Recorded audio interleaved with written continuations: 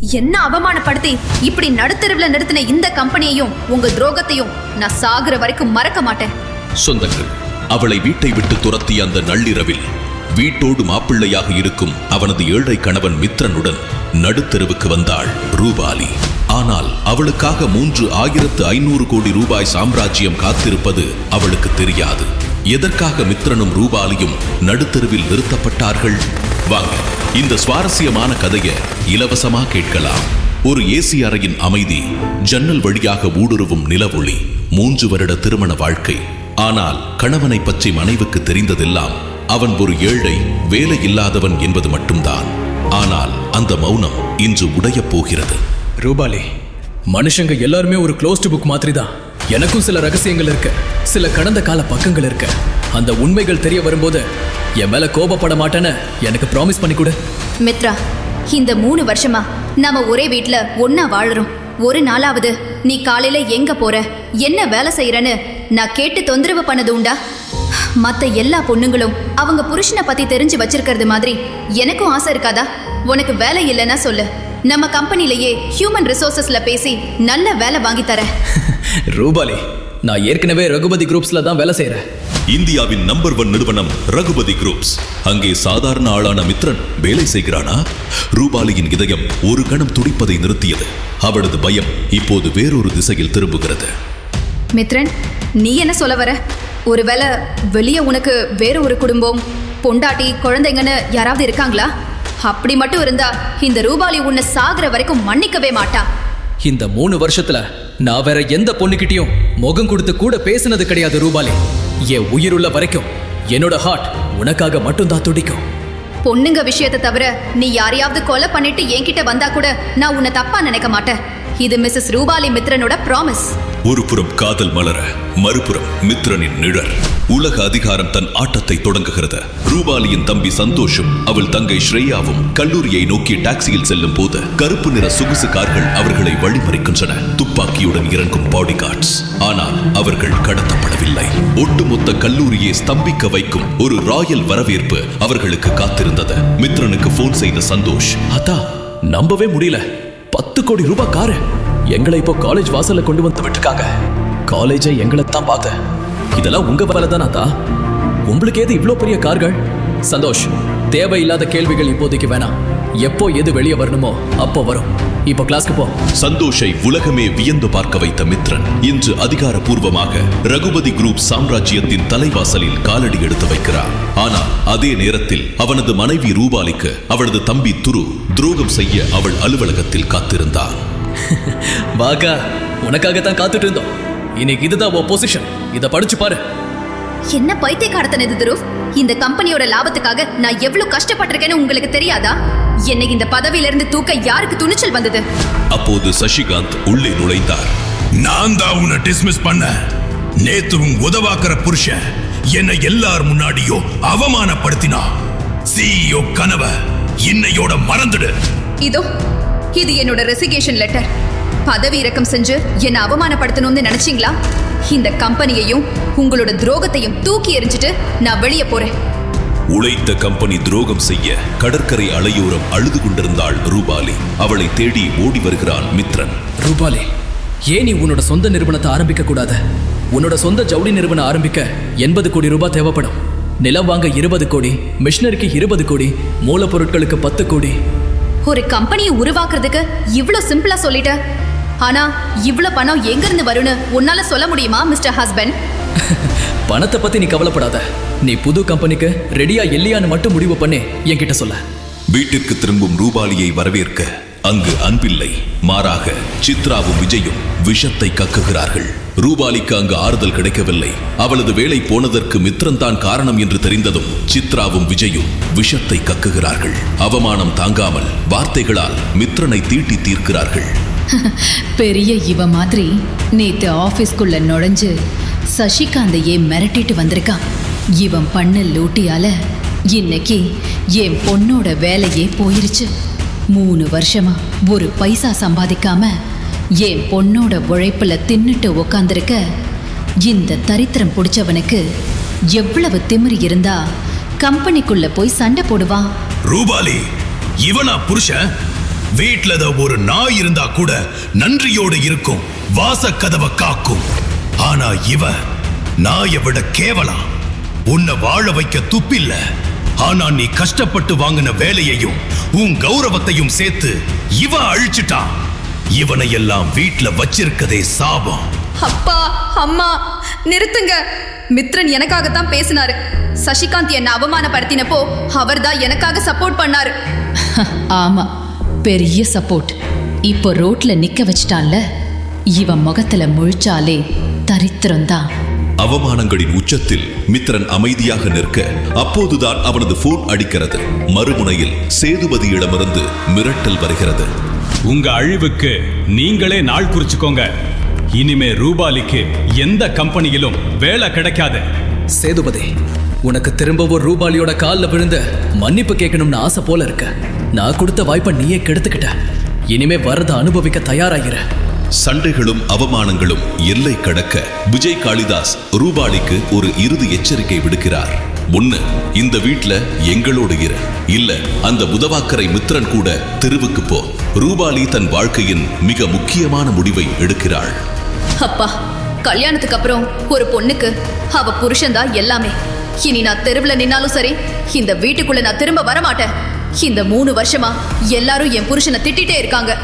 ஆனா அவ எனக்காக மட்டும்தான் எல்லாத்தையும் பொறுத்துக்கிட்டு இருக்கா. பைத்தியக்காரி, இந்த ராத்திரியில 2 பேரும் எங்க போய் தங்குவீங்க? உன் வாழ்க்கைய நீயே கெடுத்துக்க போறியா? வீட்டை விட்டு வெளியேறும் அந்த நள்ளிரவில் ரூபாலியின் போன் அடிக்கிறது. மறுமுனையில் ரகுபதி குரூப்ஸில் இருந்து அழைப்பு. அவளுக்கு ஹெட் மேனேஜர் பதவியும் ஒரு சொகுசு பங்களாவும் லக்ஸரி காரும் வழங்கப்படுகிறது. எல்லாம் யாரால்? மித்ரன் என்ற சாதாரண மனிதன் காலையிலேயே அனுப்பிய அவளது ரெஸ்யூம் ஆல். ஒரு சிறிய ரெஸ்டாரண்டின் வெளியே 2 கருப்பு நிற சொகுசு கார்கள் வந்து நிற்கின்றன. காரில் இருந்து இறங்குகிறான் மித்ரனின் தம்பி அகில். ரகுபதி: மேடம், நான் ரகுபதி குரூப்ல இருந்து வரேன்.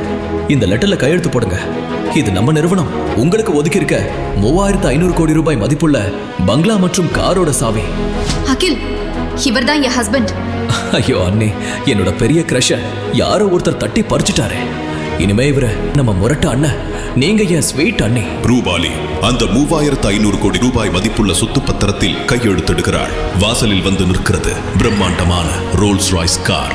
அவளுக்கு தெரியாமலேயே அவளை அவமானப்படுத்திய சேதுபதி, விஜய், சசிகாந்த் எல்லோரையும் விட பெரிய ஒரு தங்க கூண்டிற்குள் அவள் இப்போது ராணியாக நுழைகிறாள். ஆனால் கதை இத்துடன் முடியவில்லை. ரூபாலியை பங்களாவில் விட்டுவிட்டு அங்கிருந்து வெளியே போகிறான் மித்ரன். அப்போது திடீரென அவனை வழிமறிக்கும் 2 கார்களில் இருந்து இறங்கும் முகமூடி அணிந்த மர்ம நபர்கள் மித்ரனை தலையில் அடித்து கடத்தி கொண்டு போனார்கள். அவனை ஒரு பாழடைந்த பங்களாவிற்குள் இழுத்து செல்கின்றனர். அங்கே ரூபாலியின் முன்னாள் காதலன் திலக் குடிபோதையில் வெறியுடன் நின்று கொண்டிருந்தான். ரூபாலி, நீ எனக்கு மட்டும்தான். உன்னை என்கிட்ட இருந்து பிரிக்க இந்த உலகத்துல எவனாலையும் முடியாது. உன்னை கூட்டிட்டு போக தான் நான் வந்துட்டு இருக்கேன். அதுக்கு முன்னாடி நமக்கு குறுக்க இருக்க இந்த மித்ரனை காலி பண்றேன். ரூபாலியை தேடி வரும் அந்த பழைய காதலன் திலக் யார்? மித்ரனின் ரகசிய வாழ்க்கை பற்றி ரூபாலி தெரிந்து கொள்வாளா? ரகுபதி குரூப் சாம்ராஜ்யத்தில் ரூபாலி இனி என்ன செய்ய போகிறாள்? மித்ரன் மொபைலை காதில் வைத்திருந்தான். எதிர் திசையில் அதிகாரம் நிறைந்த ஒரு குரலில், எனக்கு ரொம்ப சந்தோஷமா இருக்கு மித்ரா. நீ நம்ம ஃபேமிலியோட எல்லா கண்டிஷன்ஸையும் கம்ப்ளீட் பண்ணிட்டு இந்த ரகுபதி குடும்பத்தோட வாரிசான மித்ரன் ரகுபதியை வரவேற்க எல்லாருமே வெயிட் பண்ணிட்டு இருக்கோம். இத்தனை வருஷம் நீ பட்ட கஷ்டத்தை நினைக்கும் போது எனக்கு ரொம்ப பெருமையா இருக்கு மித்ரா என்று கேட்டது. மித்ரன் கவலையாக, அப்பா, எனக்கு இதெல்லாம் கஷ்டமாவே இல்ல. நம்ம குடும்பத்தை பார்க்காம இருக்கிறது தான் எனக்கு ரொம்ப கஷ்டமா இருக்கு என்று கூறினான். மித்ரனின் அப்பா ஆர்வமாக, தாத்தா, உன்னை ரொம்ப நினைச்சுக்கிட்டே இருக்காரு. என் பேரன் கண்டிப்பா எல்லா கண்டிஷன்ஸும் ஜெயிச்சுட்டு வருவான்னு அவர் எப்போ சொல்லிக்கிட்டே இருப்பாரு. உன் தங்கச்சியும் பெரிய பொண்ணா வளர்ந்துட்டா மித்ரா. அவ இப்போ காலேஜுக்கும் போக ஆரம்பிச்சிட்டா. அவளை உன்னை ரொம்ப மிஸ் பண்றா. உன் அம்மாவை பத்தி நான் சொல்லவே வேணாம். அவங்க எப்போ உன்னை பத்தி மட்டும்தான் நினைச்சுக்கிட்டே இருக்காங்க. சரி, நீ எப்போ வீட்டுக்கு வர என்று கேட்டார். மித்ரன் கண்ணில் கண்ணீர் ததும்பி நின்றது. அவன் திக்கி திணறி உடைந்து விட்டான். அப்பா, உங்களையும் நம்ம குடும்பத்தையும் நான் ரொம்ப மிஸ் பண்றேன் என்றான். அதற்கு பிறகு அவன் எதுவுமே பேசவில்லை. மறுபக்கத்திலிருந்து அவனுடைய அப்பா மீண்டும் அன்பான குரலில், மித்ரா, இப்போ நீ சந்தோஷமா இருக்கணும். ஏன்னா நம்ம குடும்பத்தோட இந்த கஷ்டமான பரீட்சையில உன் உழைப்பால நீ ஜெயிச்சிட்ட. சீக்கிரமே நம்ம மீட் பண்ணலாம். மேனேஜர் ராஜ்குமார் உனக்கு ஃபோன் பண்ணி அடுத்து என்ன பண்றதுன்னு எல்லாத்தையும் தெளிவா சொல்லுவாரு. இன்னையிலிருந்து உன் மேல இருந்த எல்லா கட்டுப்பாடுகளும் நீக்கப்படுது என்று சொன்னார். ஆனால் மித்ரன் வாயிலிருந்து ஒரு வார்த்தை கூட வரவில்லை. அவன் அப்பா அமைதியான குரலில், சரி மித்ரா, நேர்ல மீட் பண்றப்போ எல்லாத்தையும் பேசலாம். இந்த நேரத்துல நீ எதுவும் சொல்ல முடியாத சூழ்நிலையில இருப்பன்னு எனக்கு தெரியும். நானும் இதே காலகட்டத்தை கடந்து தான் வந்தேன் என்று கூறிவிட்டு அழைப்பை துண்டித்தார். மித்ரன் நின்ற இடத்திலேயே அப்படியே உறைந்து போயிருந்தான். அவன் கண்ணிலிருந்து கண்ணீர் வந்து கொண்டே இருந்தது. ஸ்ரேயா தன் அக்கா சொன்ன விஷயத்தை சொல்வதற்காக அங்கே வந்தாள். ஸ்ரேயா 2 முறை கூப்பிட்டும் மித்ரன் எந்த பதிலும் சொல்லவில்லை. அவள் மித்ரனை கூப்பிட அவன் முன்னால் வந்தபோதுதான் அவன் கண்களில் கண்ணீர் வருவதை பார்த்தாள். அவன் இன்னும் போனை தன் காதிலிருந்து எடுக்கவே இல்லை. இதை பார்த்ததும் அவளுக்கு ஷாக்காக இருந்தது. ஏனென்றால் கடந்த 3 வருஷத்தில் மித்ரன் அழுததை அவள் ஒருமுறை கூட பார்த்ததே இல்லை. இன்னைக்கு இந்த மனுஷனுக்கு என்ன ஆச்சு? இதுக்கு முன்னாடி இப்படி அழுததே இல்லையே என்று மனதுக்குள் நினைத்து கொண்டாள். ஸ்ரேயாவிற்கு மித்ரனை பிடிக்காதுதான். இருந்தாலும் அவனுக்காக அவள் ஏனோ வருத்தப்பட்டாள். ஸ்ரேயா அவன் பக்கத்தில் போய் மிகவும் அக்கறையாக, உனக்கு என்னாச்சு என்று கேட்டாள். திடீரென்று ஸ்ரேயாவின் குரலை கேட்டதும் மித்ரன் சுய நினைவுக்கு வந்தான். பதற்றத்தில் அவன் கையிலிருந்த போன் கீழே விழுந்து விட்டது. அவன் தடுமாற்றத்தோடு ஸ்ரேயாவிடம், உனக்கு ஏதாச்சும் வேலை இருக்கா என்று பதற்றமாக கேட்டான். ஸ்ரேயா லேசான கோபத்தோடு, எனக்கு ஏதாச்சும் வேலை இருந்தா மட்டும்தான் உன்கிட்ட பேசணுமா? அக்கா ஷாப்பிங் போறதா சொன்னாங்க, உன்னையும் வர சொன்னாங்க என்று சொன்னாள். இதை கேட்டதும் மித்ரனின் சந்தோஷத்திற்கு எல்லையே இல்லை. அவன் வேகமாக தயாராவதற்காக போனான். ரூபாலியுடன் செலவிடும் நேரம் அவனுக்கு மிகவும் பிடித்த ஒரு விஷயம். பீரோவிலிருந்து ஒரு ஜீன்ஸ் பேண்ட், ஒரு டி-ஷர்ட் எடுத்து போட்டுக்கொண்டு 5 நிமிடத்தில் தயாராகி வெளியே வந்தான். அப்போது சித்ரா அங்கு வந்து அதிகாரமாக, என் பொண்ணுகிட்ட இருந்து கொஞ்சம் தள்ளி இரு, ஏன்னா வெளில யார்கிட்டயும் நீ எங்களோட மருமகன்னு நாங்க சொல்லலன்னு உனக்கு தெரியும்ல என்று சொன்னார். அவன் தலை குனிந்து பணிவாக, சரியத்த, அப்படியே பண்ற என்று சொல்லிவிட்டு வேகமாக அங்கிருந்து கிளம்பினான். ஏனென்றால் சித்ரா பேச ஆரம்பித்தால் சீக்கிரம் நிறுத்த மாட்டார் என்று அவனுக்கு தெரியும். அதனால் விட்டால் போதும் என்று ஓடியே விட்டான். ஸ்ரேயா, மித்ரன் ரெடியாக இன்னும் கொஞ்ச நேரமாகும், அப்புறம் லேட்டா வந்து அக்கா கிட்ட திட்டு வாங்குவான் என்று மனதில் நினைத்துக்கொண்டு வந்து கொண்டிருந்தாள். ஆனால் அவனோ அவளுக்கு முன்னரே கிளம்பிவிட்டான். ஸ்ரேயா, எண்ணம் முழுவதும் அவன் ஏன் அழுது கொண்டிருந்தான் என்பதில் மட்டும் தான் இருந்தது. எவ்வளவு யோசித்தாலும் ஏன் என்பது மட்டும் அவளுக்கு புரியவில்லை. அது அவளது மனதை உறுத்திக் கொண்டிருந்தது. ஏதோ ஒரு பெரிய விஷயம் இருக்கிறது என்பது மட்டும் அவளுக்கு புரிந்தது. ஆனால் அதை எப்படி மித்ரனிடம் கேட்பது? கேட்டால் சொல்லுவானா என்று யோசித்துக் கொண்டிருந்தாள். நான் ஏன் அவனை பத்தி யோசிச்சுட்டு இருக்கேன்? அவனை பத்தி யோசிக்கிறத விட்டுட்டு அக்கா கிட்ட இந்த விஷயத்தை சொல்லிடணும் என்று தனக்குள்ளேயே சொல்லிக் கொண்டாள். ஸ்ரேயா வெளியே வந்ததும் அங்கே மித்ரனை பார்த்து ஆச்சரியப்பட்டாள். ஸ்ரேயா வியப்பாக, இந்த முட்டாள் இவ்வளவு சீக்கிரம் எப்படி வந்தான்? இன்னைக்கு கண்டிப்பா அக்கா கிட்ட திட்டு வாங்குவான்னு நாம நினைச்சிட்டு இருந்தா இவன் நமக்கு முன்னாடி வந்து நிக்கிறானே, பயபுல அக்கா கிட்ட இருந்து எஸ்கேப் ஆயிட்டான் என்று முணுமுணுத்தாள். ஸ்ரேயா வேகமாக ஓடி வந்து காரில் உட்கார்ந்தாள். அதற்கு பிறகு மித்ரன் பின்னால் உட்கார போனான். ஆனால் ரூபாலி லேசான கோபத்தோடு, நான் ஒன்னும் உன் டிரைவர் இல்ல, நீ பின்னாடி உட்கார்ந்துகிட்டு நான் கார் ஓட்டிட்டு போக என்று சொன்னாள். இதை கேட்டதும் மித்ரன் வேகமாக பின் கதவை மூடிவிட்டு முன்னே வந்து உட்கார்ந்தான். மித்ரன் எப்போதும் அமைதியாகவே இருப்பார். இன்று வரை ரூபாலியின் முகத்தை நிமிர்ந்து பார்க்கும் தைரியம் அவனுக்கு வந்ததே இல்லை. ஆனால் அவள் தூங்கிய பிறகு இரவு முழுவதும் அவளை பார்த்து ரசிப்பான். அவன் ஒரு நாள் தாத்தாவின் அறையிலும் ஒரு நாள் ரூபாலியின் அறையிலும் மாறி மாறிதான் தூங்குவான். ஆனால் எப்போதும் தரைதான் அவனுக்கு பெட். ரூபாலி அவனை தரையில் தூங்கச் சொல்லவில்லை என்றாலும் அவன் அந்த இடைவெளியை ரூபாலியுடன் வைத்திருந்தான். திருமணமான முதல் இரவிலேயே அவன் ஒரு போர்வையை எடுத்துக்கொண்டு அறையின் ஓரமாகச் சென்று தரையில் படுத்துக்கொண்டான். இதை பார்த்த ரூபாலி வியப்படைந்தாள். ஏனெனில் தான் ஏதும் கூறாமலேயே முதல் இரவில் அவன் அவ்வாறு செய்தது அவன் மீது ஒரு சாஃப்ட் கார்னரை உருவாக்கியது. அவன் இவ்வளவு அப்பாவியாக இருப்பான் என்று அவள் எதிர்பார்க்கவே இல்லை. ஆனாலும் அவள் மனதில் இது ஏதாச்சும் நாடகமாக இருக்குமோ என்ற சந்தேகம் எழுந்தது. நாட்கள் செல்ல செல்ல அவனுடைய இயல்பே இதுதான் என்று ரூபாலிக்கு தெரிந்தது. இன்று மித்ரன் வழி முழுவதும் ஜன்னல் வழியாக வெளியே பார்த்து கொண்டு வந்ததை கண்டபோது ரூபாலிக்கு பழைய நினைவுகள் வந்து அவள் முகத்தில் சிறு புன்னகை பூத்தது. இந்த கிறுக்க இன்னும் உலகம் தெரியாம வாழ்ந்துட்டு இருக்கான், என்னதான் செய்ய போறானோ என்று ரூபாலி நினைத்துக் கொண்டாள். அவர்கள் அனைவரும் நகரத்தின் மிகப்பெரிய மால்க்கு வந்து சேர்ந்தார்கள். அதில் பெரிய எழுத்துக்களில் MR குரூப் ஷாப்பிங் ஹப் என்று எழுதியிருந்தது. இன்று வரை அந்த MR என்பதற்கு என்ன பொருள் என்று யாருக்கும் தெரியாது. ரூபாலி பார்க்கிங்கில் காரை நிறுத்திவிட்டு ஸ்ரேயாவோடு நேரடியாக லிஃப்ட் நோக்கிச் சென்றாள். மித்ரன் அவர்கள் பின்னாடியே சென்றான். மூவரும் லிஃப்ட் வழியாக மாலுக்குள் சென்றார்கள். மித்ரன் அணிந்திருந்த உடையை பார்த்தால் அவன் ஒரு நடுத்தர வர்க்கத்து பையன் போலவே இருந்தான். ஆனால் ரூபாலிக்கு அதை பற்றி எந்த கவலையும் இல்லை. ரூபாலி பார்ப்பதற்கு மிக ஸ்டைலாகவும் அழகாகவும் இருந்தாள். ஒரு பிரவுன் டாப் மற்றும் ஒயிட் ஜீன்ஸ் அணிந்திருந்தாள். அவள் செல்லும் இடமெல்லாம் அங்கிருந்த இளைஞர்கள் அனைவரும் அவளை திரும்பி திரும்பி பார்த்தார்கள். ஆனால் மித்ரன் ஒருவன் மட்டும்தான் இன்று வரை அவளை நிமிர்ந்து கூட பார்த்தது இல்லை. அவள் எதை சொன்னாலும் மித்ரன் தலை குனிந்து ஏற்றுக்கொள்வான். ராகவன் காளிதாஸ் குடும்பத்தில் ரூபாலி மற்றும் சந்தோஷ் இருவர் மட்டும்தான் இன்று வரை மித்ரனை அவமானப்படுத்தாதவர்கள். அவர்கள் மூவரும் ஒரு பெரிய பிராண்டட் லேடிஸ் டிரெஸ் அவுட்லெட்க்கு சென்றார்கள். அங்கே ரூபாலி சில உடைகளை அணிந்து பார்த்தாள். ஒவ்வொரு உடையையும் அணிந்து பார்க்கும்போதும் அவள் மித்ரனின் ரியாக்ஷனை மறைமுகமாக கவனித்துக் கொண்டே இருந்தாள்.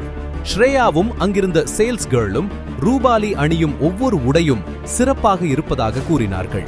ஆனால் ரூபாலி இன்னும் எந்த உடையையும் தேர்வு செய்யவில்லை. அப்போது அந்த சேல்ஸ் கேர்ள் ஒரு கருப்பு நிற நீளமான ஸ்லீவ்லெஸ் உடையை காட்டினாள். அதை பார்த்ததுமே மித்ரன் முகத்தில் ஒரு புன்னகை அரும்பியது. அதை ரூபாலி கவனித்து விட்டாள். ரூபாலி அந்த உடையை அணிந்து பார்த்துவிட்டு உடை மாற்றும் அறையிலிருந்து வெளியே வந்தபோது மித்ரனின் பார்வை அவள் மேலேயே நிலைத்து நின்றது. அந்த உடையில் ரூபாலி அவ்வளவு பேரழகியாக இருந்தாள். அவளை பார்த்ததும் மித்ரனின் முகபாவனையே முற்றிலுமாக மாறிவிட்டது. அந்த உடை ரூபாலிக்கு எவ்வளவு அழகாக இருக்கிறது என்பது அவன் கண்களிலேயே தெரிந்தது. ரூபாலி இதையெல்லாம் கவனித்துக் கொண்டுதான் இருந்தாள். மித்ரனின் ரசனை இவ்வளவு அருமையாக இருக்கும் என்று அவளால் நினைக்க கூட முடியவில்லை. ஸ்ரேயா உற்சாகமாக, அக்கா உங்களோட டேஸ்ட் செம்ம. உங்க இடத்துல நான் இருந்தா இந்நேரம் ஏதாவது ஒரு ட்ரெஸ்ஸை செலக்ட் பண்ணிருப்பேன். ஏன்னா ஒன்ன விட ஒன்னு எல்லாமே சூப்பரா இருந்துச்சு. ஆனா நீங்க செலக்ட் பண்ண இந்த ட்ரெஸ்ஸை விட பெஸ்ட் இந்த கடையிலேயே வேற எதுவும் இல்ல என்று சொன்னாள். அப்போது அந்த சேல்ஸ் கேர்ள் பெருமையாக, மேடம் இது எங்களோட நியூ கலெக்ஷன். இன்னைக்குதான் இந்த ட்ரெஸ்ஸோட ஒரே ஒரு பீஸ் வந்தது. மேடம் இந்த ட்ரெஸ்ஸோட விலை முழுசா 15 லட்சம். உங்களால இதை வாங்க முடியுமான்னு தெரியாததாலதான் நான் முதல்ல இதை காட்டல என்று சொன்னாள். ரூபாலி ஒரு புத்திசாலி பெண். விலையை கேட்டதும் அவள் அந்த பெண்ணிடம் அமைதியாக, இல்ல இவ்வளவு காஸ்ட்லி ட்ரெஸ்ஸ என்னால வாங்க முடியாது, எனக்கு வேற ஏதாச்சும் காட்டுங்க என்று சொன்னாள். பணத்திற்காக தன் மனைவி அந்த உடையை எடுக்கவில்லை என்பது மித்ரனுக்கு பிடிக்கவில்லை. ஆனால் இந்த தருணத்தில் அவனால் எதுவும் செய்ய முடியவில்லை. ரூபாலி அந்த உடையை வேண்டாம் என்று சொன்னதும் அந்த சேல்ஸ் கேர்ளின் முகம் மாறிவிட்டது. அவள் கிண்டலாக, தகுதி இல்லாத போது எதுக்கு ஷாப்பிங் செய்ய வர்றாங்களோ, எங்க நேரத்தை தான் வீணாக்குறாங்க என்று மெதுவாக சொன்னாள். அங்கே வேறு சில கப்பல்ஸும் வந்திருந்தார்கள். அந்த சேல்ஸ் கேர்ள் சொன்னது அவர்கள் காதிலும் விழுந்து விட்டது. மற்ற ஊழியர்கள் அவர்களை கவனிப்பதில் பிஸியாக இருந்தார்கள். அந்த சேல்ஸ் கேர்ள் சொன்னதை கேட்டு மித்ரனுக்கு கடும் கோபம் வந்தது. ஆனால் அவன் எதுவும் பேசவில்லை. ஸ்ரேயா அந்த பெண்ணிடம் கோபமாக, நீ யார்கிட்ட தகுதியை பத்தி பேசுற? என் அக்கா ராகவன் காளிதாஸ் குரூப்போட வருங்கால CEO. அவங்களோட வருஷ வருமானம் 1 கோடிக்கும் மேல. அவங்களுக்கு போனஸாவே 50 லட்சத்துக்கும் மேல கிடைக்குது என்று சொன்னாள். அந்த சேல்ஸ் கேர்ள் ஸ்ரேயாவை ஏதோ ஒரு முட்டாளை பார்ப்பது போல பார்த்து சிரித்தாள். அப்போது மித்ரனின் போன் ஒலித்தது. மித்ரன் தன் பையிலிருந்து மொபைலை எடுத்ததும் அதை பார்த்து அந்த சேல்ஸ் கேர்ள் இன்னும் அதிகமாக கேலி செய்தாள். மித்ரன் பேசிக்கொண்டே வெளியே சென்று சில நிமிடங்களில் பேசிவிட்டு உள்ளே வந்தான். அதற்குள் ரூபாலி வேறொரு உடையை தேர்வு செய்திருந்தாள். அதன் விலை 75,000 ரூபாய். மித்ரன் உள்ளே வரும்போது அவன் முகத்தில் ஒருவிதமான தெளிவு இருப்பதை ரூபாலி கண்டாள். அவன் சட்டென்று ரூபாலியின் கண்களை நேருக்கு நேராக பார்த்தான். ஆனால் உடனே தான் யார் என்று நினைவு வரவும் தன் பார்வையை அவளிடமிருந்து விலக்கிக் கொண்டார். ஆனால் மித்ரனின் இந்த மாற்றத்தை கண்டறிய முடியாத அளவுக்கு ரூபாலி ஒன்றும் முட்டாள் இல்லையே. அவள் மித்ரனின் ஒவ்வொரு சிறு அசைவையும் கவனித்துக் கொண்டேதான் இருப்பாள். இது மித்ரனுக்கு தெரியாது. ரூபாலி ஸ்ரேயாவிடம் அமைதியாக, உனக்கும் ஏதாச்சும் பிடிச்சிருந்தா வாங்கிக்கோ என்று சொன்னாள். ஸ்ரேயா கோபமாக, அக்கா, நான் உங்கள மாதிரி நல்லவில்லை. கஸ்டமர்ஸ் கிட்ட எப்படி பேசணும்னு காமன் சென்ஸ் கூட தெரியாதவங்க இருக்க இந்த மால்ல நான் எதுவும் வாங்க விரும்பல என்று சொன்னாள். அப்போது அங்கே ஒரு கம்பீரமான நபர் வந்தார். ஸ்ரேயா அவர் தோற்றத்தை கண்டதும் அப்படியே மெய் மறந்து நின்றாள். ஆனால் சேல்ஸ் கேர்ள் அவரை பார்த்ததும் அச்சமடைந்தாள். ஏனென்றால் சிறிது நேரத்திற்கு முன்னர்தான் அவள் வாடிக்கையாளர்களிடம் அநாகரீகமாக நடந்திருந்தாள். அந்த நபர் யார் என்று அவளுக்கு தெரியாது.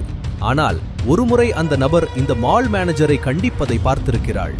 அவள் அவரை இந்த மாலன் ஓனர் என்று எண்ணிக் கொண்டிருந்தாள். அவர் உள்ளே வரும்போது மித்ரனை பார்த்து தலை குனிந்து மரியாதை செய்தார். இதிலிருந்து அவர் மித்ரனுடன் சம்பந்தப்பட்டவர் என்பது தெளிவாக தெரிந்தது. இதை ரூபாலி கவனித்தாள். ஆனால் அது தன் கற்பனையாக இருக்கும் என்று எண்ணி அதை தவிர்த்தாள். அந்த நபர் அங்கே வந்து பணிவாக, இன்னைக்கு நான் எல்லா இடத்துக்கும் போய் கஸ்டமர் கிட்ட எங்க மால் சார்பாக ஏதாச்சும் ஃபீட்பேக் இருக்கான்னு கேட்டுக்கிட்டு இருக்கேன். எங்க மாலோட சேவைக்கு நீங்க எவ்வளவு ரேட்டிங் தருவீங்க? உங்களுக்கு ஏதாச்சும் பிரச்சனை இருந்தா என்கிட்ட சொல்லலாம் என்று கேட்டார்.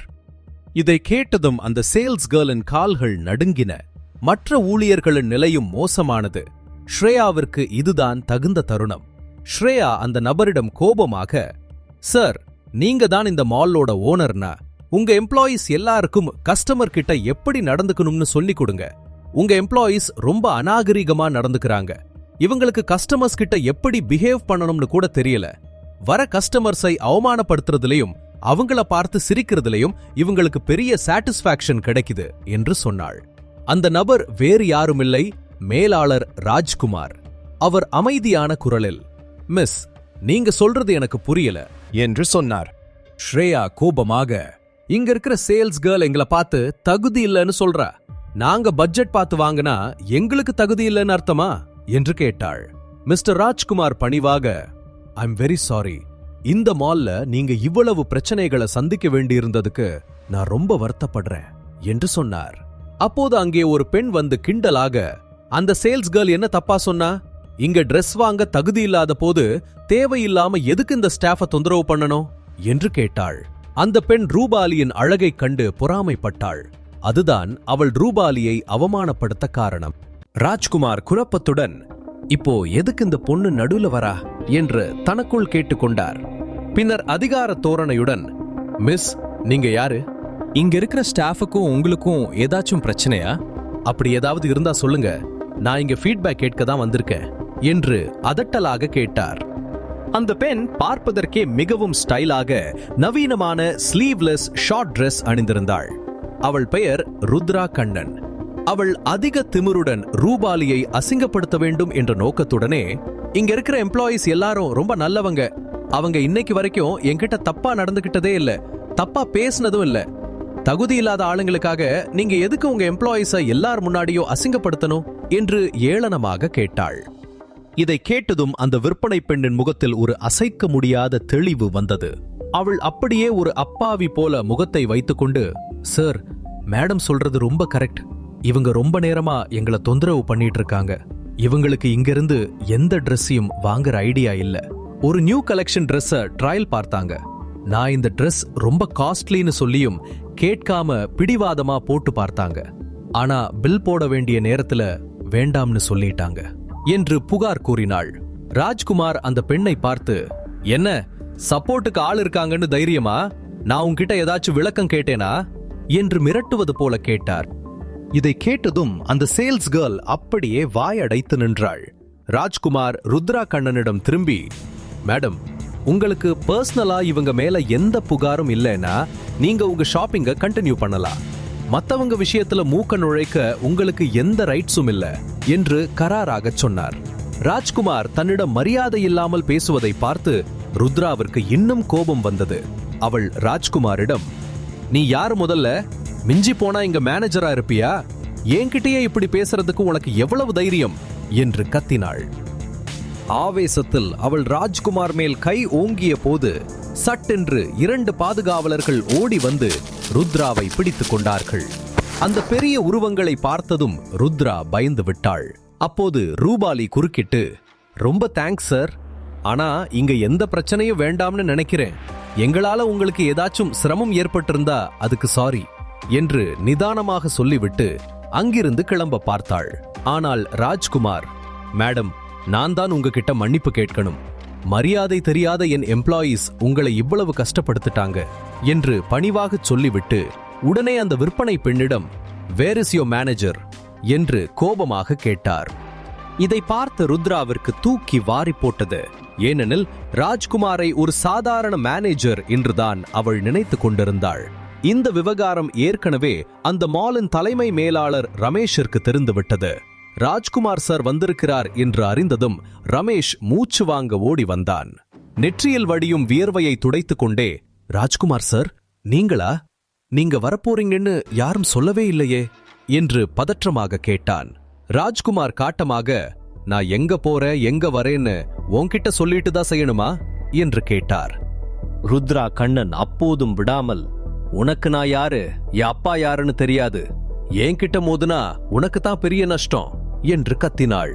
அவளுடன் வந்த ஆரியன், நீ யார்கிட்ட மோதுறன்னு தெரியுமா?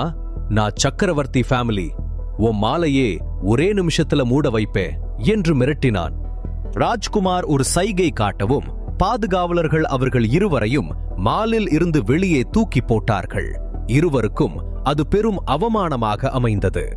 ருத்ரா கண்ணில் கண்ணீரே வந்துவிட்டது. வலியும் கோபமும் தலைக்கேற அவளுடைய தந்தைக்கு போன் செய்து நடந்த அனைத்தையும் சொன்னாள். மறுபக்கத்தில் இருந்து அவளுடைய அப்பா, ருத்ரா, நீ கவலைப்படாத, அவன் பேரு என்னன்னு சொல்லு, அவனை இருந்த இடம் தெரியாம அழிச்சிடலாம் என்று கேட்டார். அப்போது ஆரியன் போனை பிடுங்கி, அங்கிள், அவன் பேரு ராஜ்குமார் என்று சொன்னான். இந்த பேரை கேட்டதும் மிஸ்டர் கண்ணனுக்கு ஒரு நிமிடம் தலையே சுற்றிவிட்டது. எந்த மால்னு சொன்ன என்று பதற்றமாக கேட்டார். ஆரியன் ஏதோ எம்ஆர் குரூப் ஷாப்பிங் ஹப் என்று அலட்சியமாக சொன்னான். கண்ணனுக்கு நிலைமை கைமீறி போவது புரிந்தது. நடுக்கத்தை கட்டுப்படுத்திக் கொண்டே, 2 பேரும் வேற எதையும் பண்ணாம அமைதியா அங்கேயே இருங்க, நான் இப்போவே வரேன், சக்கரவர்த்திக்கும் போன் பண்றேன், நாங்க வர வரைக்கும் அங்க எதையும் பண்ணிடாதீங்க என்று கத்தினார். ஆரியனுக்கு ஒன்றும் புரியவில்லை. அவன் நக்கலாக, ஒருவேளை நான் இந்த மாலையே அடிச்சு உடைச்சு ஒரு வழி பண்ணிடுவேன்னு அங்கிள் பயப்படுறாரோ என்று நினைத்து சிரித்தான். அங்கே ராஜ்குமார் சொன்னதை கேட்டு சேல்ஸ் கேர்ள் திணறி போய், சார், எங்க மேனேஜர் மேடம் ஏதோ பர்சனல் வேலையா வெளியே போயிருக்காங்க, இப்போ வந்துடுவாங்க என்று சொன்னாள். ராஜ்குமாருக்கு இன்னும் கோபம் வந்தது. இன்னையிலிருந்து நீயும் உன் மேடமும் இங்க வேலைக்கு வர தேவையில்லை, உங்களுக்கு ரிலீவிங் லெட்டர் வந்துடும் என்று சொன்னார். இதை கேட்ட ரமேஷிற்கு பயத்தில் கை கால் எல்லாம் தப்லா வாசிக்க ஆரம்பித்தது. ராஜ்குமார் அவனிடம், ரமேஷ், இவங்க அக்கவுண்ட்ஸை க்ளோஸ் பண்ணி வெளியே அனுப்பு, இனிமே வர ஸ்டாஃப்ஸ்க்கு சரியான ட்ரைனிங் கண்டிப்பா இருக்கணும், இனிமே இப்படி நடக்கிறத நான் பார்த்தா அவ்வளவுதான் என்று எச்சரித்தார். பின்னர் ரூபாலி எந்த உடையை போட்டு பார்த்தாளோ அந்த 15 லட்சம் ரூபாய் உடையை எடுத்துட்டு வரச் சொன்னார். ரூபாலி, சார், எனக்கு அதெல்லாம் வேணா என்று தடுத்தாள். ஆனால் அந்த சேல்ஸ் கேர்ள் அழுது கொண்டே அந்த உடையை எடுத்து வந்தாள். ராஜ்குமார் ரூபாலியிடம், மேடம், எங்க மால் சார்பா மறுபடியும் மன்னிப்பு கேட்டுக்கிற, இது எங்க சைட்ல இருந்து உங்களுக்கு ஒரு சின்ன கிஃப்ட் என்று சொன்னார். ரூபாலி, சார், என்னால இவ்வளவு விலை உயர்ந்த டிரெஸ்ஸை சும்மா வாங்க முடியாது என்று மறுத்தாள். ராஜ்குமார் உடனே ஒரு போனை காட்டி, மேடம், இது ஒரு சர்ப்ரைஸ் கிஃப்ட் வின்னர் ஆஃபர், இன்னைக்கு எங்க எல்லா மால்ஸ்லயும் ஒரு அறிவிப்பு செஞ்சிருந்தோம், யார் இந்த நியூ ட்ரெஸ்ஸை முதல்ல ட்ரையல் பாக்குறாங்களோ அவங்களுக்கு இது ஃப்ரீன்னு சொல்லியிருந்தோம், நீங்க தான் முதல்ல போட்டு பாத்தீங்க என்று ஒரு காரணத்தை சொன்னார். ஸ்ரேயாவிற்கு மிகுந்த மகிழ்ச்சி. ஆனால் ரூபாலி, சார், நீங்க மன்னிப்பு கேட்கறதுக்காகத்தான் இப்படி சொல்றீங்கன்னு எனக்கு தெரியுது என்று சொன்னாள். ராஜ்குமார் உடனே போன்ல அந்த டிரெஸ் போட்டோவை காட்டினார். அதில் சர்ப்ரைஸ் வின்னிங் கிஃப்ட் என்று தெளிவாக இருந்தது. கூடவே ஆண்களுக்கான ஒரு சூட் இருந்தது. அதன் விலை 35 லட்சம். ஒரு பெண் அவளுடைய பார்ட்னருடன் வந்திருந்தால் அவருக்கு இந்த மேட்சிங் சூட்டும் ஃப்ரீ என்று அதில் போட்டிருந்தது. இதை பார்த்தது ஊழியர்களே வாயடைத்து போனார்கள். இத்தகைய ஒரு பரிசு இருப்பதை அவர்கள் அறிந்திருக்கவில்லை. ராஜ்குமார், இது எங்க எம்ப்ளாயீஸ்க்கு கூட தெரியாது, அவங்களுக்கு தெரிஞ்சவங்களுக்கு இது கொடுத்துடக்கூடாதுன்னு ரகசியமா வச்சிருந்தோம் என்று சொன்னார். இப்போது ரூபாலிக்கு வேறு வழி தெரியவில்லை. ஸ்ரேயா அந்த உடையை வாங்கிவிட்டாள். ராஜ்குமார் ரூபாலியிடம், மேடம், இவர்தான் உங்க கணவரா? உங்க ஹஸ்பண்டா இருந்தா அவருக்கும் இந்த 35 லட்சம் ரூபாய் சூட் பரிசா கொடுத்துடுவோம் என்று சொன்னார். அங்கிருந்தவர்கள் அனைவரும் என்ன நடக்கப் போகிறது என்று பார்த்தார்கள். மித்ரன் ஆர்வமாக, ரூபாலி இப்போ என்ன சொல்ல போறா? என்ன கணவன்னு அறிமுகப்படுத்துவாளா? இல்ல மத்தவங்க மாதிரி ஏன் நிலைமைய நினைச்சு மறைச்சிடுவாளா என்று சிந்தனையோடு பார்த்து கொண்டிருந்தான். ரூபாலி தெளிவாக, ஆமா, இவர்தான் என் ஹஸ்பண்ட், இவரோட பேரு மிஸ்டர் மித்ரன் என்று மிகவும் பெருமையாகச் சொன்னாள். இதை கேட்டதும் மித்ரனின் மனது அப்படியே குளிர்ந்து போனது. புர்ஜ் கலீஃபாவை விட உயரமான இடத்துல இருப்பதைப் போல் உணர்ந்தான். மித்ரன் நெகிழ்ச்சியாக, அவ என்ன ஹஸ்பண்ட்னு மத்தவங்க கிட்ட அறிமுகம் செய்யறத முதல் தடவையா இப்பதான் கேட்கிறேன் என்று நினைத்து கொண்டான். பின்னர் ஒரு மேல் ஸ்டாஃப் அந்த சூட்டையும் கொண்டு வந்து கொடுத்தார். ஸ்ரேயா அதையெல்லாம் வாங்கி மித்ரனிடம் கொடுக்க 3 பேரும் அங்கிருந்து கிளம்பினார்கள். அப்போது ரூபாலி ராஜ்குமாரிடம், சார், தப்பா நினைக்கலனா ஒரு சின்ன ரிக்வெஸ்ட் என்று சொன்னாள். ராஜ்குமார், சொல்லுங்க மேடம் என்றார். சார், இந்த ஸ்டாஃப வேலையை விட்டு தூக்காதீங்க. ஏன்னா இவங்க வேற எங்க போனாலும் இப்படிதான் நடந்துப்பாங்க. அதுக்கு பதிலா இவங்களுக்கு ஒரு ட்ரைனிங் கொடுங்க. கஸ்டமர்ஸ எப்படி ரெஸ்பெக்ட் பண்ணணும்னு புரிய வைங்க என்று அவர்கள் மேல் அக்கறை கொண்டு சொன்னாள் ரூபாலி. அதற்கு பிறகு ரூபாலி அங்கிருந்து சென்று வேறு கடையில் 60,000 ரூபாய்க்கு ஒரு பிராண்டட் ஷூவும் வாங்கினாள். பார்க்கிங்கிற்கு செல்வதற்காக லிஃப்ட் பக்கம் இந்த மூவரும் போகும்போது ருத்ராவுடன் வந்த 2 பெரியவர்களை பார்த்தார்கள். அதில் ஒருவர், ரூபாலி, இங்கதான் இருக்கியாடா? உன்னை பார்த்து எவ்வளோ நாளாச்சு என்று பாசமாக கேட்டார். ரூபாலி, கண்ணன் அங்கிள், ஹாய், எப்படி இருக்கீங்க? உங்களை பார்த்தே ரொம்ப நாள் ஆயிடுச்சு. நாளைக்கு தான் அனியாவோட நிச்சயதார்த்தம், அதுக்காக ஷாப்பிங் வந்த என்றாள். கண்ணன் ரூபாலியை புகழ்ந்து பேசிவிட்டு ருத்ராவிடம், யூ இடியட், அவ எவ்வளோ பெரிய வீட்டு பொண்ணு தெரியுமா? ஆனாலும் எவ்வளவு தன்மையா பேசுறா பாரு. ரூபாலி கிட்ட இருந்து ஏதாச்சும் கத்துக்கோ என்று திட்டினார். ருத்ரா பயந்து போய், அப்பா, யார் இவங்க என்று கேட்டாள். கண்ணன் ரூபாலி மற்றும் அவளது குடும்பத்தின் பெருமைகளை பற்றி பேசி மீண்டும் ருத்ராவை திட்ட ஆரம்பித்தார். ரூபாலி பணிவாக, அங்கிள், நீங்க புகழ்ற அளவுக்கு நான் ஒன்னும் பெரிய ஆள் கிடையாது. அவளை திட்டாதீங்க. She's just a kid. போக போக புரிஞ்சுப்பா என்று ருத்ராவுக்காக பரிந்து பேசினாள். ருத்ரா இப்போது பயத்தில் அமைதியாகிவிட்டாள். கண்ணன், ரூபாலி, உன் கூட இருக்கிறது யாரு என்று கேட்டார். ரூபாலி, அங்கிள், இது என் சிஸ்டர் ஸ்ரேயா. அப்புறம் இவர் என் ஹஸ்பண்ட் மிஸ்டர் மித்ரன் என்று சிரித்துக்கொண்டே சொன்னாள். கண்ணன் அப்படியே உறைந்து போய்விட்டார். ஏனெனில் தனது மூத்த மகனுக்கு ரூபாலியை பெண் கேட்கலாம் என்று அவர் எண்ணியிருந்தார்.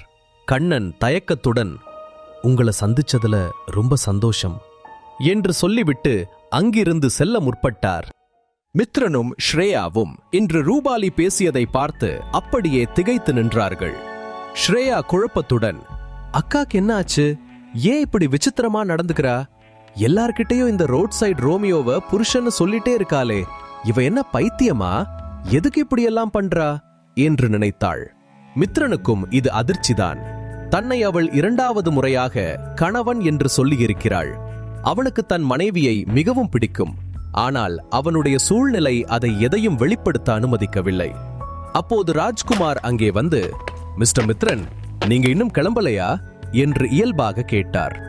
மித்ரன், இதோ கிளம்பிட்டோம் சார் என்று பணிவாக பதில் சொன்னான்.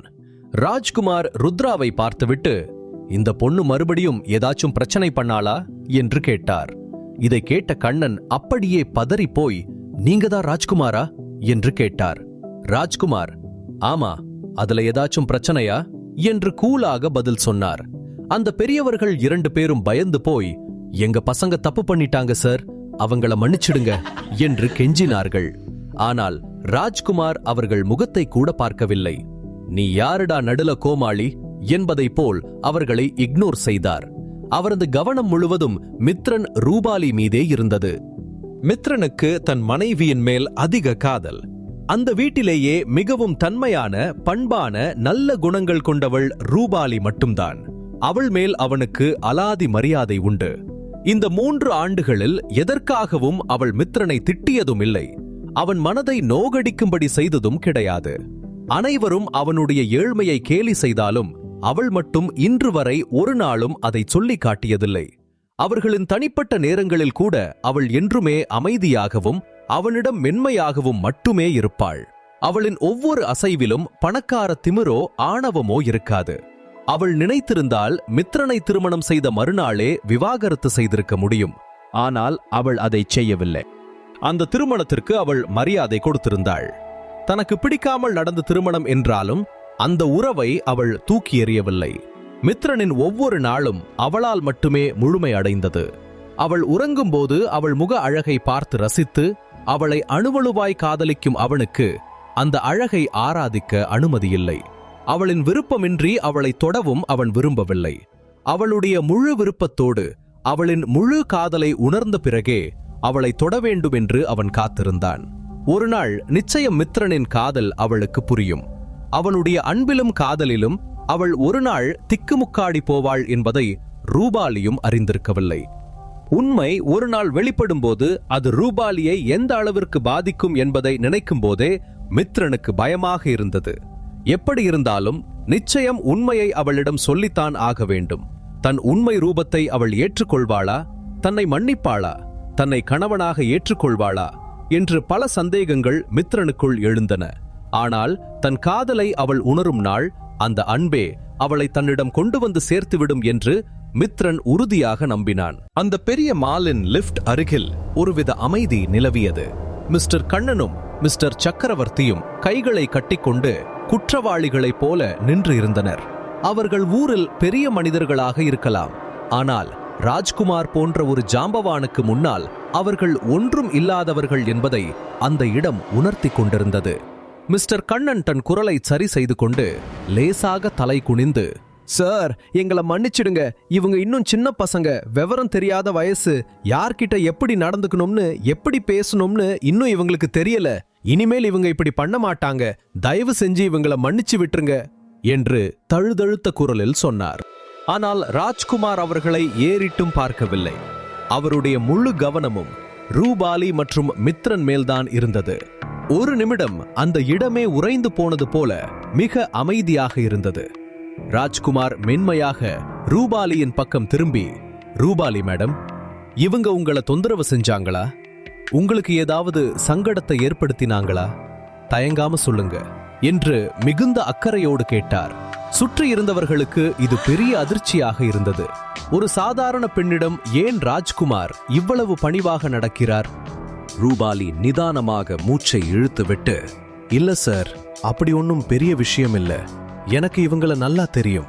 இவங்க இந்த ஊர்லயே ரொம்ப பிரபலமானவங்க. நீங்க கண்ணன் இண்டஸ்ட்ரீஸ் பத்தி கேள்விப்பட்டிருப்பீங்கல்ல, இவங்க அந்த ஃபேமிலியை சேர்ந்தவங்க தான் என்று மிக அமைதியாக அதே சமயம் அழுத்தமாகச் சொன்னாள்.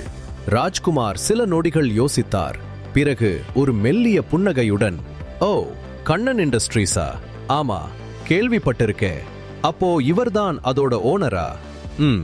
நல்ல மனுஷன்னு கேள்விப்பட்டிருக்கேன் என்றார். ரூபாலி அறிமுகப்படுத்திய பிறகுதான் ராஜ்குமார் பார்வையில் ஒரு சிறிய மாற்றம் தெரிந்தது.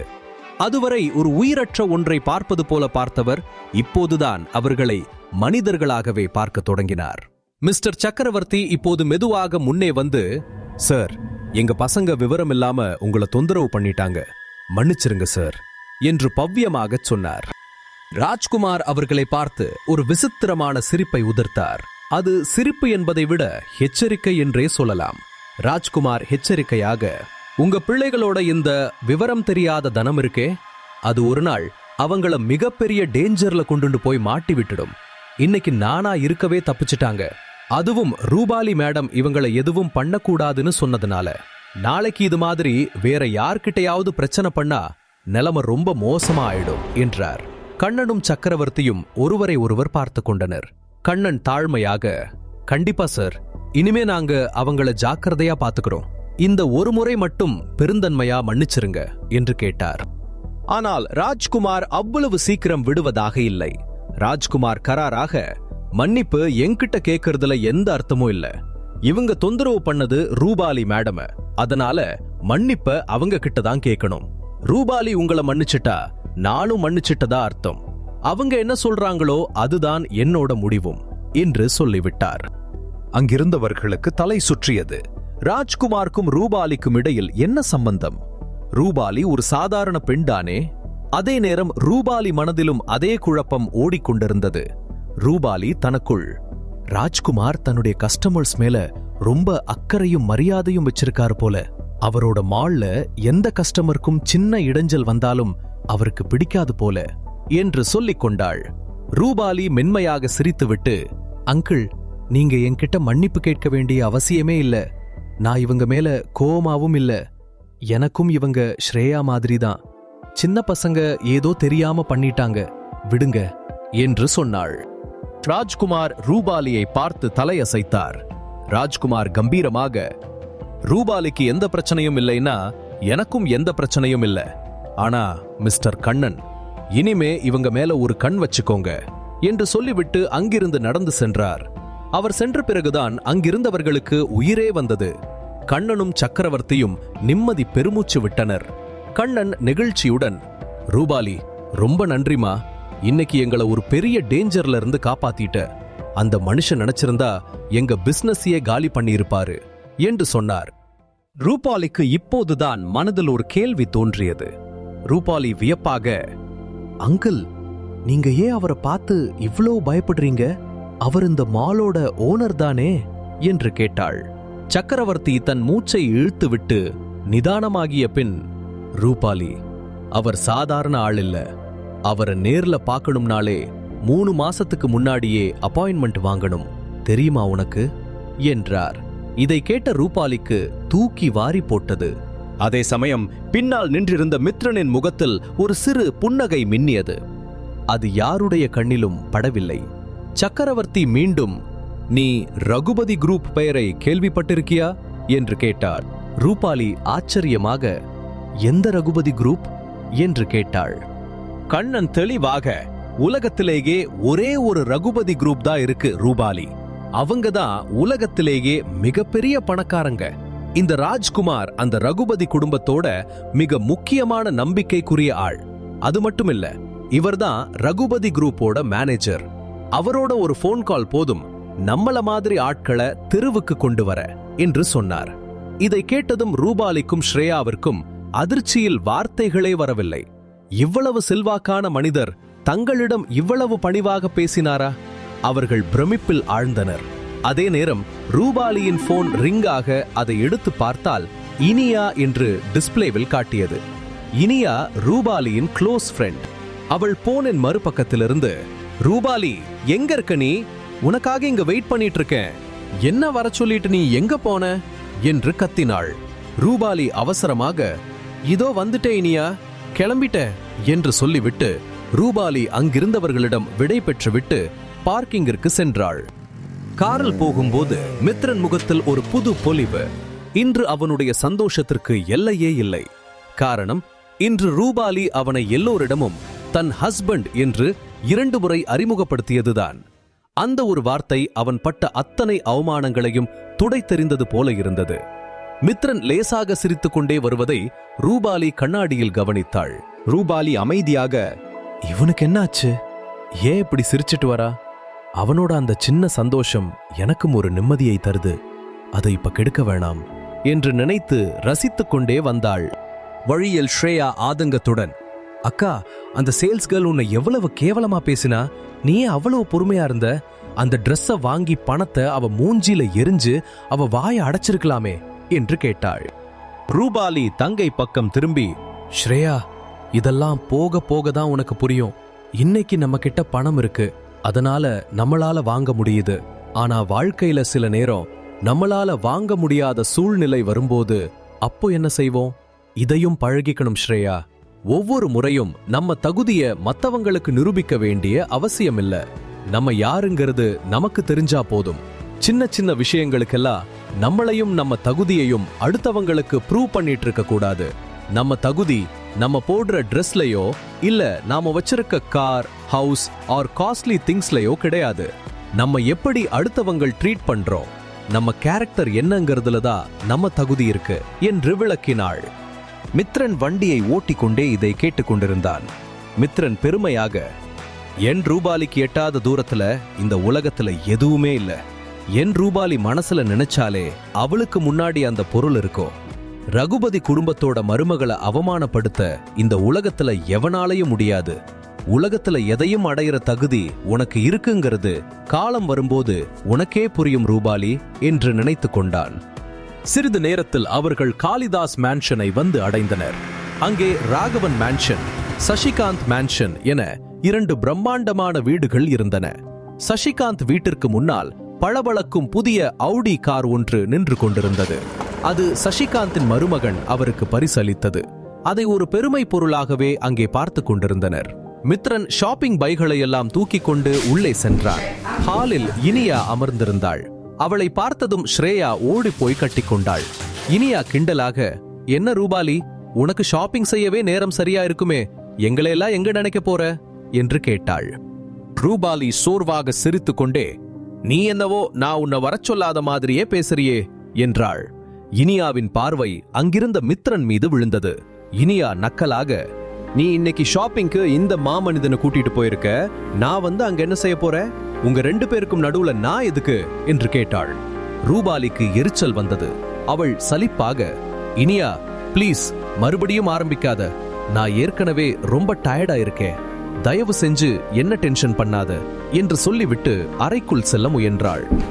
அப்போது சித்ரா அங்கே வந்து கோபமாக, ஏண்டா எல்லார் முகத்தையும் பார்த்துக்கிட்டு அங்கேயே நிக்கிற, போய் எல்லாருக்கும் காஃபி போட்டுட்டு வா, என்ன இன்னைக்கு வெளியே போனதுல உனக்கு திமிரு ஏறிடுச்சா என்று கத்தினார். மித்ரன் எந்த மறுப்பும் சொல்லாமல், இதோ எடுத்துட்டு வர்றேன் அத்தை என்று சொல்லிவிட்டு சமையலறைக்குள் நுழைந்தான். சித்ரா ரூபாலியிடம் புலம்பத் தொடங்கினார். சித்ரா சலிப்பாக, இவ என்னதான் பண்றான்னு எனக்கே தெரியல, ₹1 சம்பாதிக்க துப்பில்ல, இப்பெல்லாம் சண்டே கூட வேலை செய்ய மாட்டேன்னு அடம் பிடிக்கிறான், இவனையெல்லாம் ஏன் இங்க வச்சுக்கிட்டு இருக்காளோ இந்த ரூபாலி என்று கேட்டார். ரூபாலி எதற்கும் பதில் சொல்லாமல் அமைதியாக இருந்தாள். சித்ரா விடவில்லை. இனியாவிடம் திரும்பி, இனியா நீயாவது இவளுக்கு புரியவை, எவ்வளவோ நல்ல இடத்திலிருந்து சம்பந்தம் வருது, ஆனா இவ எதையுமே காது கொடுத்து கேட்க மாட்டேங்கிறா, இவ மனசுல என்ன இருக்குன்னே தெரியல என்று கவலைப்பட்டார். இனியாவும் சித்ராவுக்கு வக்காலத்து வாங்கினாள்.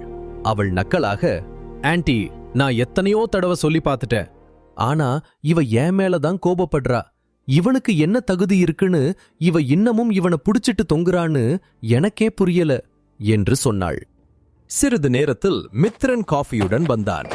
அவர்கள் பேசிய அத்தனையையும் அவன் கேட்டுக்கொண்டுதான் இருந்தான்.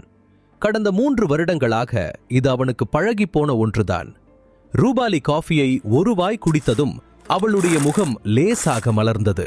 மித்ரன் போடும் காஃபி அவளுக்கு எப்போதும் ஒரு புத்துணர்வை தரும். இனியாவும் காஃபியை குடித்துவிட்டு, ஆண்டி உண்மையிலேயே இவன் காஃபி சூப்பரா போடுறா என்று ஒப்புக்கொண்டாள். ஆனால் அடுத்த நொடியே இனியா நக்கலாக, ஆனா காஃபி கொடுத்தா மட்டும் பணம் வந்துடுமா இல்ல வயிறு நிறைஞ்சிடுமா, எங்க ஆபீஸ் வாட்ச்மேன் கூட தான் காஃபி சூப்பரா போடுவாரு, அதுக்காக நான் அவரை கல்யாணம் பண்ணிக்க முடியுமா என்று சிரித்தாள். மித்ரன் தலை குளிந்தபடி நின்றிருந்தான். ரூபாலிக்கு கோபம் உச்சந்தலைக்கு ஏறியது. ரூபாலி எரிச்சலாக, எனக்கு பசிக்குது என்று மட்டும் மித்ரனிடம் சொல்லிவிட்டு சென்றாள். மித்ரன் உடனே சமையலறைக்கு விரைந்தான். அவளுக்கு பிடித்த புலாவ் மற்றும் ரைத்தாவை மிகச் சுவையாக தயார் செய்தான். உணவை மேஜையில் வைத்துவிட்டு அவளை நிமிர்ந்து கூட பார்க்காமல் வேகமாக வெளியே வந்து விட்டான். அவளுக்கு உணவு சமைப்பதில் மித்ரனுக்கு ஒரு திருப்தி இருந்தது. ரூபாலி அந்த உணவின் மனம் வந்ததும் இதழோரம் ஒரு புன்னகையை வீசினாள். உடனே அவள் அதை ரசித்து சாப்பிட்டுவிட்டு உறங்கச் சென்றாள். இனியாவும் தன் வீட்டிற்கு கிளம்பினாள். அன்று இரவு மித்ரன் தன் தாத்தாவுடனேயே படுத்துக் கொண்டான். அவருக்கு உடல்நிலை சரியாக இல்லாததால் அவரை பார்த்து கொள்ள வேண்டியிருந்தது. அடுத்த நாள் காலை விடிந்ததும் விஜய் கத்தல் சத்தம் அந்த வீட்டையே அதிர வைத்தது. விஜய் ஆத்திரமாக, எங்க அந்த உருப்படாதவ, எங்க இருக்கா அவ என்று கேட்டார். மித்ரன் பதற்றத்துடன் ஓடி வந்து, என்னாச்சு மாமா என்று கேட்டான். விஜய், நேத்து நைட்டு பூரா டேங்க் ரொம்பி தண்ணி வழிஞ்சு போயிட்டு இருக்கு, உனக்கு அறிவு இருக்கா இல்லையா, அதை ஆஃப் பண்ண மாட்டியா, ஊருக்கு முன்னாடி தூங்க போயிட்ட என்று திட்டினார். அப்போது ரூபாலி குறுக்கிட்டு, நேத்து நைட் மோட்டரை அம்மாதான் போட்டாங்க, அவங்க கிட்ட கேட்டீங்களா என்று கேட்டாள். முதல் முறையாக ரூபாலி அவனுக்காக பேசுவது அங்கிருந்தவர்களுக்கு ஆச்சரியமாக இருந்தது. சித்ரா சமாளிப்பாக, ரூபாலி, எனக்கு வயசாயிடுச்சு, நான் மறந்திருக்கலாம், இவன் பார்த்து ஆஃப் பண்ணிருக்கலாம் இல்லையா, அதுதானே கரெக்ட் என்று கேட்டாள். ரூபாலி உடனே, மிட்நைட் 2 மணிக்கு மோட்டரை போட்டா யார் ஆஃப் பண்ணுவாங்க, அந்த நேரத்துல எல்லாரும் தூங்கிட்டு தான் இருப்பாங்க என்று வாதாடினாள். சித்ரா வாய் அடைத்து போனாள். விஜய் பேச்சை மாற்றி, சரி சரி, நேத்து ஷாப்பிங் போனியே, இவனுக்கு உருப்படியா ஏதாவது ட்ரெஸ் எடுத்தியா என்று கேட்டார். ரூபாலி, எடுத்துட்டே என்று சுருக்கமாகச் சொன்னாள். விஜய் மித்ரனை மிரட்டலாக, இன்னைக்கு பார்ட்டியில என் மானத்தை வாங்கிடாத, போய் ஒரு மூலையில உட்கார்ந்துக்கோ, யார் கண்ணிலையும் படாத, புரிஞ்சுதா என்று எச்சரித்தார். நேரம் நகர்ந்தது. மாலை பார்ட்டிக்கான ஏற்பாடுகள் நடந்தன. ஆபீஸ்க்கு சென்ற ரூபாலி இன்னும் வரவில்லை. மற்ற அனைவரும் கிளம்பி 7 ஸ்டார் ரிசார்ட்டிற்கு சென்று விட்டார்கள். மித்ரன் மட்டும் ரூபாலிக்காக வீட்டில் காத்து கொண்டிருந்தான். அப்போது வீட்டின் கதவு திறக்கும் சத்தம் கேட்டது. ரூபாலி உள்ளே வந்தாள். அவள் அவசர அவசரமாக ஒருவித பதட்டத்தோடு உள்ளே நுழைந்தாள். இன்று மித்ரன் நேருக்கு நேர் அவளை பார்த்தான்.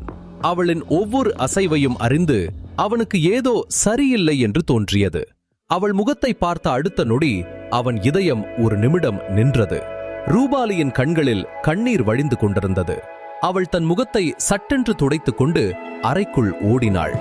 ஆனால் மித்ரனின் கூர்மையான கண்கள் கவனித்து விட்டன. ரூபாலியின் மணிக்கட்டில் ஒரு ஆழமான கீறல் காயம் இருந்தது. அது ஏதோ விபத்தால் ஏற்பட்டது போல தெரியவில்லை. மித்ரனுக்குள் அடக்கி வைத்திருந்த சிங்கம் விழித்துக் கொண்டது. அவன் கண்கள் சிவந்தன. அவன் உடனே தன் போனை எடுத்து ஒரு எண்ணிற்கு அழைத்தான். மித்ரன் அதிகார தோரணையில், எனக்கு இப்போவே எல்லா டீட்டெயில்ஸ் வேணும்.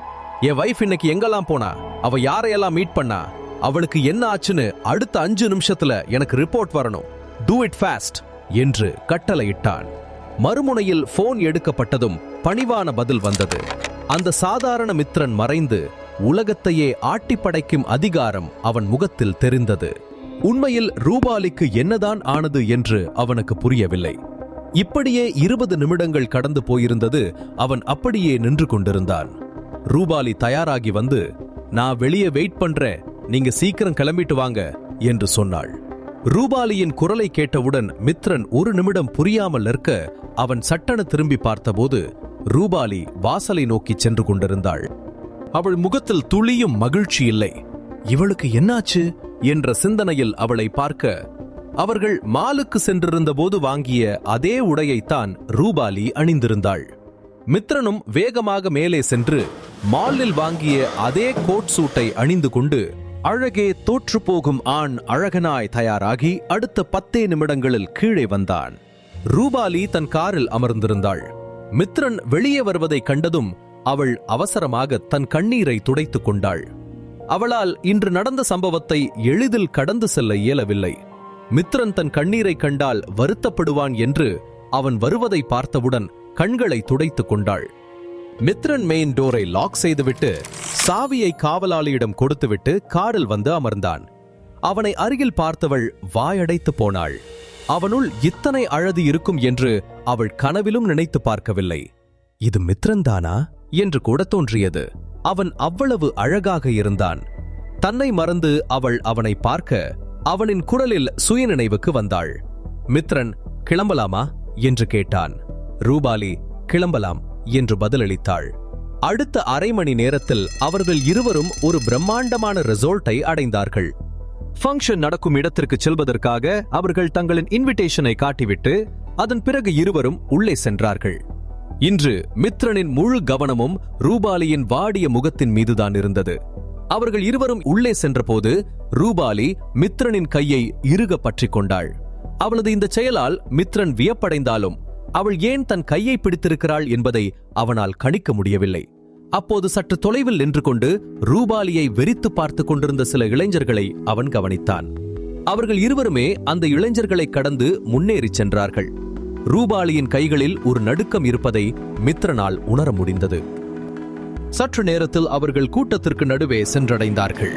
விஜய் அவர்கள் இருவரும் அவ்வளவு நெருக்கமாக இருப்பதை கண்டதும் அவர் கண்களில் கோபம் கொப்பளித்தது. அவர்கள் இருவரும் கைகோர்த்து இருப்பதற்காக அவர் கோபப்படவில்லை. மாறாக விஜய் எரிச்சலுடன், உன் மருமகன் என்ன வேலை செய்யறான்னு யாராவது கேட்டா நான் என்ன பதில் சொல்றது என்று தனக்குள் கேட்டுக்கொண்டார். விஜய் அவர்களை நோக்கி வர முயன்றபோது மித்ரனின் போன் அடித்தது. மித்ரன் ஜாடையால் ரூபாலியிடம் போனை காட்டிவிட்டு பேசிட்டு வர்றேன் என்று சற்று தள்ளிச் சென்று போனை அட்டன் செய்து பேச மறுமுனையில் ராஜ்குமார் தான் பேசினார். ராஜ்குமார் சார், மேடத்தை பத்தி எல்லா இன்ஃபர்மேஷனையும் கலெக்ட் பண்ணிட்டேன். நாள் முழுக்க மேடம் காளிதாஸ் குரூப் ஆபீஸ்ல தான் இருந்தாங்க. சரியா 3 மணிக்கு அவங்க அங்கிருந்து கிளம்பும்போது அவங்க சித்தப்பா சசிகாந்த் அவங்க கிட்ட போன்ல பேசியிருக்காரு. அதுக்கப்புறம் ரூபாலி மேடம் நேரா அந்த நிறுவனத்துக்கு எதிரில் இருக்கிற ரிசார்ட்டுக்கு போயிருந்தாங்க. அங்க 2 பசங்க ரூபாலி மேடத்துக்காக வெயிட் பண்ணிட்டு இருந்தாங்க. அவங்க அங்க மேடத்துக்காக ஏதோ பிளான் பண்ணி ஒரு பிரைவேட் ரூமை புக் செஞ்சிருந்தாங்க. ஆனா சார், ரூபாலி மேடம் சாமர்த்தியமா ரூமுக்கு போகாம அந்த ரிசார்ட்டோட ஃபுட் கோர்ட்ல உட்கார்ந்து கிளையண்ட்டுக்காக வெயிட் பண்ணாங்க. சார், அவங்கள ஒருத்த சேதுபதி குடும்பத்தை சேர்ந்தவன். அவ ரூபாலி மேடத்தோட கசின்க்கு வரப்போற ஹஸ்பண்ட் விவேக் சக்கரவர்த்தியோட ஃப்ரெண்ட். ரூபாலி மேடம் ஃபுட் கோர்ட்ல வெயிட் பண்றத பார்த்ததும் அவன் கடுப்பாகி அவன் ஃப்ரெண்டோட அங்க வந்தான். அவன் கோபமா மேடத்துக்கிட்ட ஏதோ பேசினான். ஆனா அவனோட பேச்சால மேடம் ரொம்ப அன்கம்ஃபர்டபுளா ஃபீல் பண்ணது சிசிடிவி ஃபுட்டேஜ்ல தெளிவா தெரியுது. மேடம் அங்கிருந்து கிளம்ப பார்த்தப்போ அந்த பையன் மேடத்தோட கைய பிடிச்சு இழுத்து பிரைவேட் ரூம்க்கு கூட்டிட்டு போக பார்த்தான். அங்க அவனோட பர்சனல் பாடி கார்ட்ஸ் இருந்ததால யாரும் தடுத்து நிறுத்தல. ரூபாலி மேடம் கோபத்துல தன் கையில இருந்த பர்ஸால அவன் மூஞ்சியிலேயே அடிச்சிட்டு கைய விடுவிச்சுக்கிட்டு அங்கிருந்து தப்பிச்சு வந்துட்டாங்க. சார், அந்த 2 பேரோட போட்டோவை உங்களுக்கு அனுப்பிட்டேன் என்று சொன்னான். இதையெல்லாம் கேட்ட பின் அந்த புகைப்படத்தை பார்த்த மித்ரனுக்கு கடும் கோபம் வந்தது. ஏனெனில் சற்று நேரத்திற்கு முன்பு தங்களை வெறித்து பார்த்து கொண்டிருந்தவர்களில் அவனும் ஒருவன். மித்ரன் ஆத்திரத்துடன், ரூபாலி அதனால தான் பயந்து என் கையை பிடிச்சிருக்கா என்று தனக்குள் சொல்லிக் கொண்டான். மித்ரன் ராஜ்குமாரிடம் சில முக்கியமான விஷயங்களை பேசிவிட்டு மேடைக்கு அருகில் சென்று மீண்டும் ரூபாலியின் கையை இறுக பற்றிக் கொண்டு நின்றான். ஆனால் இந்த முறை மித்ரனின் பிடியில் ஒரு அழுத்தம் இருந்தது. ரூபாலி தன் தலையை உயர்த்தி மித்ரனை பார்த்தபோது அவனது கண்களில் தெரிந்த மாற்றத்தைக் கண்டு அவள் சற்று மிரண்டுதான் போனாள். கடந்த 3 ஆண்டுகளாகத்தான் பார்த்து வந்த அந்த அப்பாவித்தனம் இன்று மித்ரனின் முகத்தில் இல்லை. ஒரு அரக்கனின் கோபத்தை அவன் முகத்தில் கண்டாள் ரூபாலி. அதே நேரம் அவன் முகத்தில் ஒருவித தெளிவும் தன்னம்பிக்கையும் தெரிந்தது. மித்ரன் மௌனமாக, நான் இருக்கேன் உனக்கு என்று அவளுக்கு புரிய வைப்பது போல இருந்தது. அவனுடன் இருப்பது ரூபாலிக்கு மிகுந்த பாதுகாப்பாக தோன்றியது. இவ்வளவு பாதுகாப்பை அவள் வேறு யாரிடமும் உணர்ந்ததில்லை. மித்ரன் மோதிரம் மாற்றும் நிகழ்வு நடக்கும் வரை காத்திருந்தான். அவனது கோபத்தை கட்டுப்படுத்திக் கொண்டு சசிகாந்தை முறைத்துக் கொண்டிருந்தான். அனைவரும் அங்கு நடந்த சடங்குகளை ரசித்துக் கொண்டிருக்க ரூபாலியும் மித்ரனும் மட்டும்தான் எந்த மகிழ்ச்சியும் இல்லாமல் ஏதோ யோசனையிலேயே இருந்தார்கள். அங்கே வந்திருந்த அனைவரும் அவர்கள் இருவரையும் கவனித்துக் கொண்டிருந்தார்கள். குறிப்பாக பெண்கள் மித்ரனையே வைத்த கண் வாங்காமல் பார்த்தார்கள். அந்த பிளாக் கலர் பார்ட்டி வேர் சூட்டில் அவன் அவ்வளவு ஹேண்ட்ஸமாக இருந்தான். அதற்குள் அங்கே சந்தோஷ் வந்து விட்டான். சந்தோஷ் உற்சாகமாக, அதான் செம்ம அழகா இருக்கீங்க. இன்னைக்கு உங்க அழகுக்கு முன்னாடி பெரிய பெரிய செலிபிரிட்டிஸ் கூட தோத்து போயிடுவாங்க போலயே. நீங்க இவ்வளவு ஹேண்ட்ஸமா இருப்பீங்கன்னு எனக்கு இன்னைக்கு தான் தெரியுது. அங்க பாருங்க, எல்லா பொண்ணுங்களும் உங்களையே தான் சைட் அடிக்கிறாங்க என்று சொன்னான். அவன் பேச்சை கேட்டு மித்ரன் லேசாக புன்னகைத்தான்.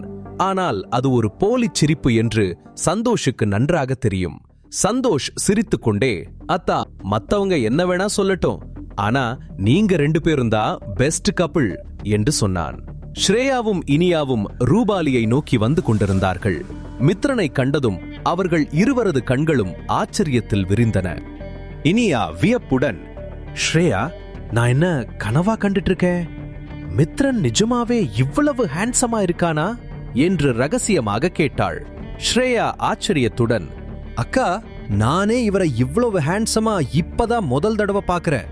இதுவரைக்கும் அந்த பழைய ட்ரெஸ் போட்டுக்கிட்டு இருந்ததுனால அவரை நான் சரியா கூட கவனிச்சதில்ல என்று சொன்னாள். இனியா சிரித்துக் கொண்டே, பாரு, அங்க இருக்கிற பொண்ணுங்க எல்லாம் எப்படி இவரை வெறிச்சு பாக்குறாங்கன்னு.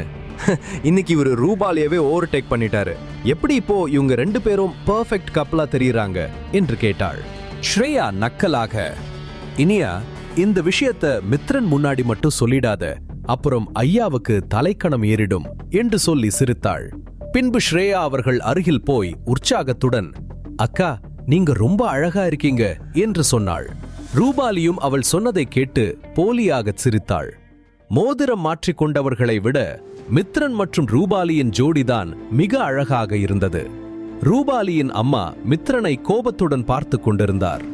சற்று நேரத்தில் தான்யாவும் விவேக்கும் ஒருவருக்கொருவர் டைமண்ட் ரிங் அணிவித்துக் கொண்டார்கள். அந்த மகிழ்ச்சியான தருணத்தில் பட்டாசு வெடித்து கொண்டாடினர். வானத்தில் வண்ண பட்டாசுகள் மின்னின.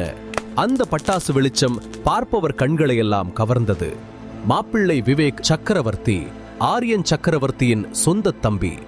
அங்கே கண்ணனும் மிஸ்டர் சக்கரவர்த்தி இருவரும் இருந்தார்கள். அவர்களுடன் ஆரியனும் ருத்ராவும் கூட அந்த பார்ட்டியில் அமைதியாக அமர்ந்திருந்தனர். அவர்கள் யாரிடமும் அதிகம் பேசவில்லை. ஏனெனில் நேற்று செய்த தவறுக்காக அவர்கள் ஏற்கனவே நிறைய திட்டு வாங்கியிருந்தார்கள். ஆரியனின் பார்வை ரூபாலி மற்றும் மித்ரன் மீது விழுந்தது. அவர்களை கண்டு அவன் ஆத்திரமடைந்தான். தன் தம்பியின் நிச்சயம் என்பதால் மட்டுமே அவர்கள் அங்கு வந்திருந்தார்கள். இல்லையென்றால் அவர்கள் வந்திருக்கவே மாட்டார்கள். ஏனெனில் அங்கே ரூபாலியை சந்திக்க வேண்டியிருக்கும் என்பது அவர்களுக்கு தெரியும். ருத்ராவின் அண்ணன் பிசினஸ்ல பிஸியாக இருந்ததால் அவரால் வர முடியவில்லை. சிறிது நேரத்தில் சடங்குகள் அனைத்தும் முடிவடைந்தன. அதன் பிறகு சசிகாந்த் விருந்தினர்களை உணவு அருந்த அழைத்தார். அனைவரும் மெதுவாக ஃபுட் ஸ்டால்களை நோக்கிச் சென்றார்கள். மித்ரன் அனைவர் முன்னிலையிலும் ரூபாலியின் கையை பிடித்துக் கொண்டிருப்பதை ஸ்ரேயாவும் இனியாவும் வியப்புடன் பார்த்தார்கள். அப்போது சக்கரவர்த்தியும் கண்ணனும் அவர்களை நோக்கி வந்தார்கள். அவர்கள் இருவரையும் பார்த்து, உங்க 2 பேரோட ஜோடி ரொம்ப அழகா இருக்கு என்று சொன்னார்கள். ஆனால் மித்ரன் எந்த குடும்பத்தைச் சேர்ந்தவன் என்பது அவர்களுக்கு தெரிந்திருக்கவில்லை. இந்த முறை கண்ணன் ரூபாலியிடமே நேரடியாக கேட்டுவிட நினைத்தார். கண்ணன் ஆவலுடன், ரூபாலி, உன் ஹஸ்பண்ட் எந்த இன்ஃப்ளூயன்ஷியல் ஃபேமிலியைச் சேர்ந்தவர் என்று கேட்டார். ரூபாலி நிதானமாக, அங்கிள், இவர் ஒரு மிடில் கிளாஸ் தான். நான் தான் இவரை விரும்பி கல்யாணம் பண்ணிக்கிட்டேன் என்றாள். இதை கேட்டதும் அவர்கள் இருவரது முகமும் வாடிப் போனது. தாங்கள் இவ்வளவு புத்திசாலி என்று நினைத்த ஒரு பெண் இப்படி ஒரு முட்டாள்தனத்தை செய்வாளா என்று அவர்கள் எண்ணினார்கள். ஆனால் அந்த சூழலில் எதுவும் பேச அவர்கள் விரும்பவில்லை. ஆனால் ருத்ராவும் ஆரியனும் இதை கூர்ந்து கவனித்துக் கொண்டிருந்தார்கள். ருத்ரா கேலியாக பார்த்துவிட்டு ரூபாலியின் அருகில் வந்தாள். அவள் ஏளனமாக, டாட், நீங்க என்னவோ இந்த பொண்ணு ரொம்ப விவரமானவன்னு சொன்னீங்க.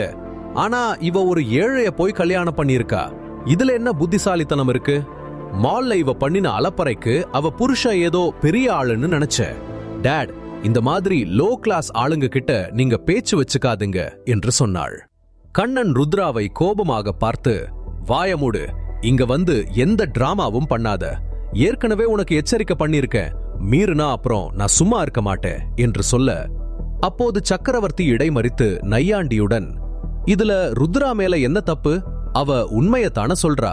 நீதான் அந்த பொண்ணை பத்தி ரொம்ப உயர்த்தி பேசிட்டு இருந்த என்று சொன்னார். சக்கரவர்த்தியின் பேச்சை கேட்டு கண்ணன் அமைதியானார். ஆனால் கண்ணனுக்கு அவர்கள் ரூபாலியை அவமானப்படுத்துவது பிடிக்கவில்லை.